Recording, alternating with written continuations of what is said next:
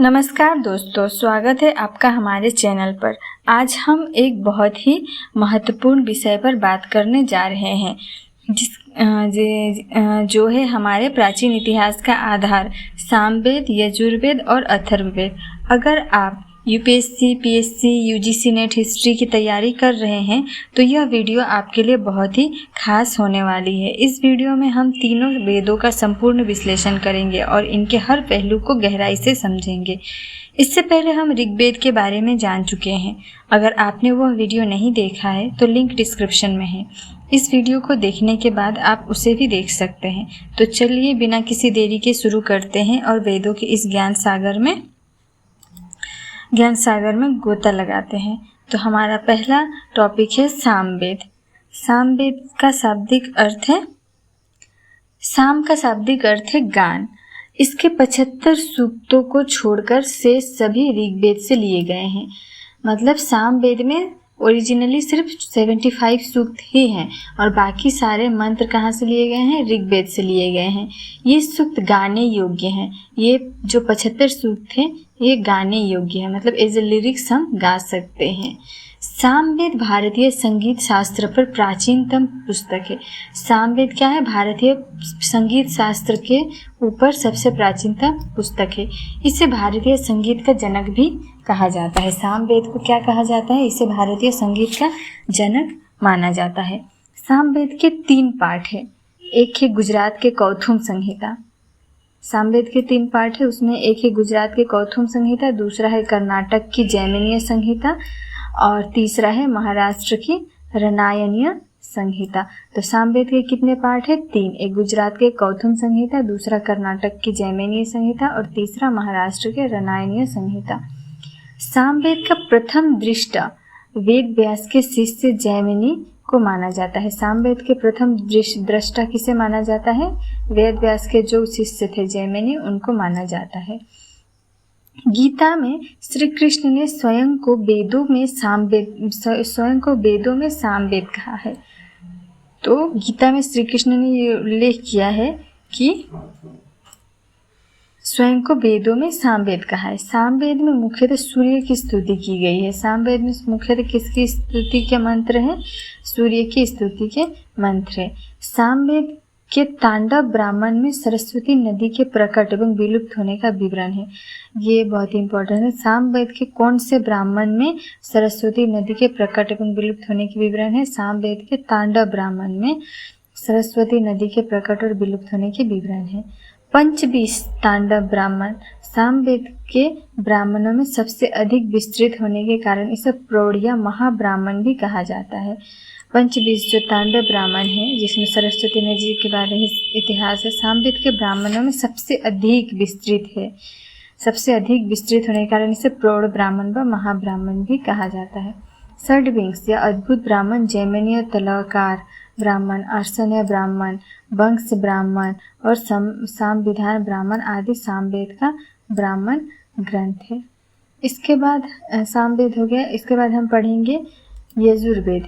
यजुर्वेद क्या है? यजुर्वेद गद्य एवं पद्य दोनों में लिखा गया है। यजुर्वेद गद्य और पद्य दोनों में लिखा गया है। यह कर्म कांड प्रधान है, मतलब ये कर्मकांड के ऊपर लिखा गया है। इसमें यज्ञ संबंधी सूक्तों का संग्रह यज्ञ जो करते हैं उसके सूक्त, मतलब उसके बारे में इंफॉर्मेशन दिया गया है। इसके 2 भाग हैं। यजुर्वेद के 2 भाग हैं। एक है शुक्ल यजुर्वेद और दूसरा है कृष्ण यजुर्वेद।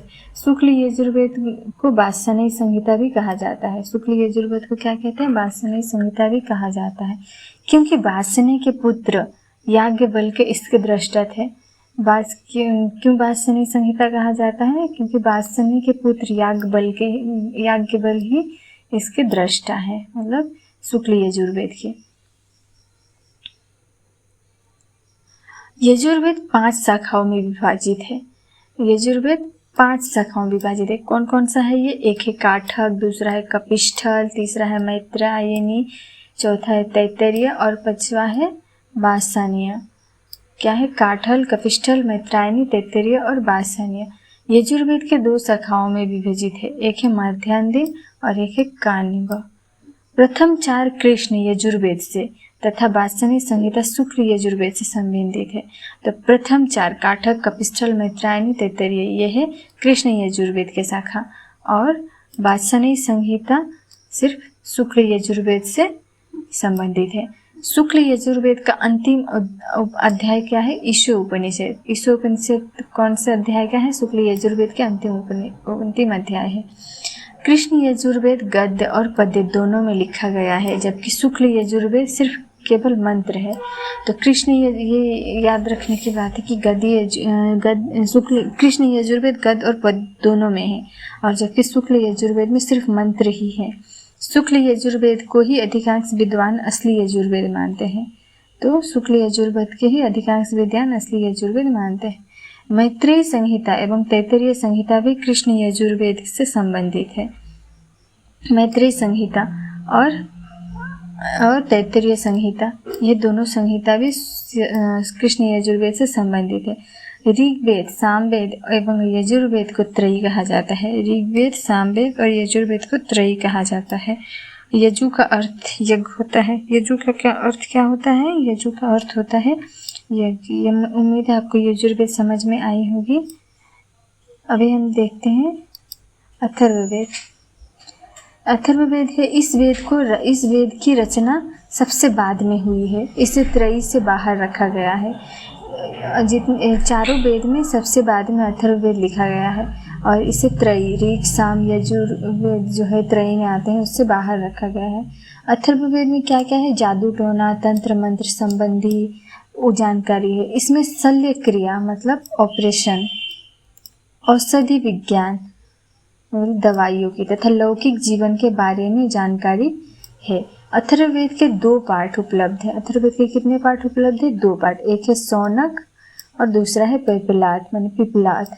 इनमें सौनक शाखा अधिक प्रामाणिक है, मतलब सौनक को हम अधिक प्रामाणिक मानते हैं। अथर्ववेद में मगध और अंग जैसे पूर्वी क्षेत्रों का उल्लेख है। अथर्ववेद में मगध और अंग जैसे पूर्वी क्षेत्र का उल्लेख है। अथर्ववेद में परीक्षित को कुरुओं का राजा कहा गया है। अथर्ववेद में परीक्षित को कुरुओं का राजा कहा गया है। अथर्ववेद में आर्य एवं अनार्य विचारों का समन्वय मिलता है। अथर्ववेद में हम देखते हैं कि आर्य और अनार्य दोनों के विचारों का समन्वय मिलता है। अथर्ववेद में ब्रह्म ज्ञान के विषय में जानकारी मिलती है। ब्रह्म ज्ञान की जानकारी अथर्ववेद में मिलती है। इसका वाचन ब्रह्मा नामक पुरोहित करता है। तो इसका वाचन मतलब ये कथा वाचन किसने किया है? ब्रह्मा नामक पुरोहित ने। अंत अथर्ववेद को ब्रह्मवेद भी कहा जाता है। कौन से वेद को ब्रह्मवेद कहा जाता है? अथर्ववेद को भी हम ब्रह्मवेद कहते हैं। अथर्ववेद को पुरोहित वेद एवं श्रेष्ठ वेद भी कहते हैं। अथर्ववेद को पुरोहित वेद और श्रेष्ठ वेद भी कहते हैं। अथर्वा नामक ऋषि इसके प्रथम दृष्टा हैं, इसीलिए इसका नाम क्या आया? अथर्ववेद। अथर्वा नामक ऋषि इसके पहले दृष्टा है। इसके दूसरी दृष्टा है अंगिरस ऋषि के नाम पर इसका अथवा गिरोस वेद भी कहा जाता है।